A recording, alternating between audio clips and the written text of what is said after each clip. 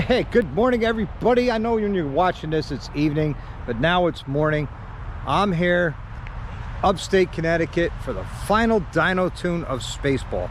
That's right, you'll find out here live, well, live for me, not for you, what the final numbers are.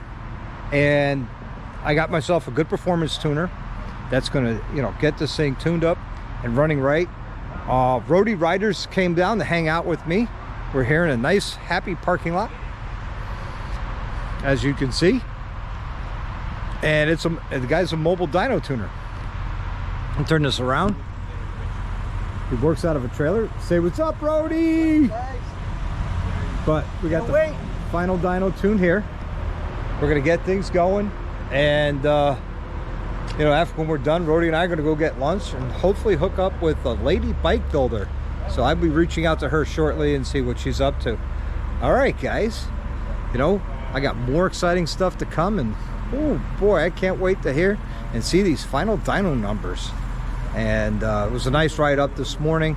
Left the house at 8 o'clock this morning, got here at 9, and here we are in a parking lot in a sweatshirt. I'll be sweating my balls off here shortly, but that's all right.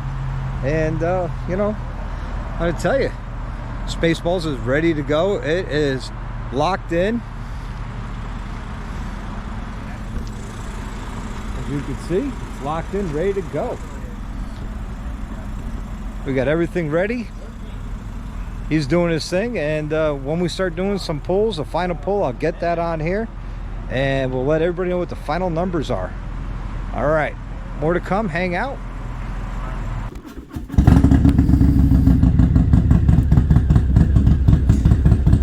I did not want to close out this video that day because there was just so much traffic. I stopped recording and deleted all that. So I said, you know what, I'll do it on my way to work. Yeah, there'll be traffic, but not as much. And yeah, there'll be a lot of highway, but who cares? But I wanted to give you my thoughts on this whole build. I mean, other than, an engine guard and little doodads, I mean, the bike is done, basically, especially performance-wise. I want you guys to hear that. Really, really happy with that Sawicki speed exhaust, and extremely happy with the HPI intake. The cam is absolutely, in my opinion, a great torque cam for such a large displacement motor. Well, it looks like I still get traffic.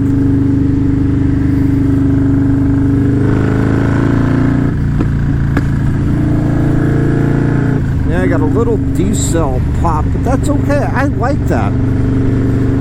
This is the loud, obnoxious bike, and let's make it loud and obnoxious.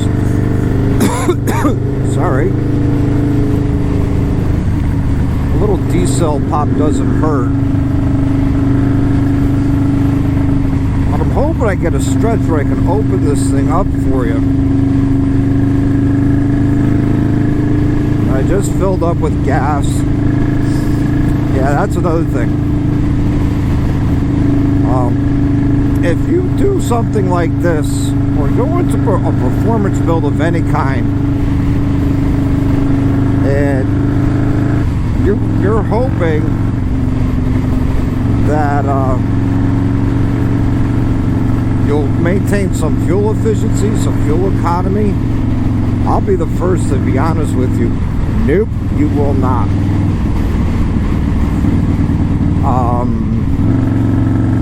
The fuel efficiency and fuel economy go out the window, especially with larger injectors, a much larger intake manifold, much larger cam. But if you even have a 114 or a 117 or a 107 Milwaukee 8 or a twin cam, or actually any motor that you go to stage 2, you will lose some fuel efficiency. Your range will go down, and it will go down because of two. That's right, 2 reasons. Reason number 1 is you will get on the throttle because it'll be a lot more fun to play with. Reason number 2, you will be adding more fuel into that motor because from the factory they come stupid lean, and nobody likes lean. So we're coming up to an area here where we could open this up a little bit, maybe.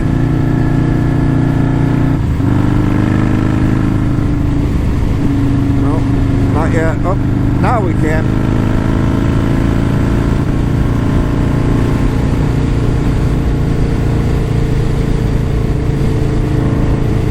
There it goes, 90, we had a 100-mile-an-hour blast. It's a slow vehicle here in my lane, so I have to back it off a little bit.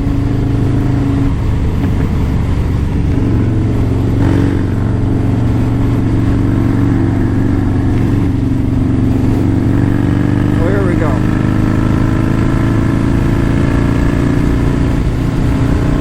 There you go, guys. Quick acceleration. I'm not even using more than 10-15% throttle, and I am in 6th gear. I am loving this bike. This bike is a handful to ride. You got to get used to it because you have to respect it.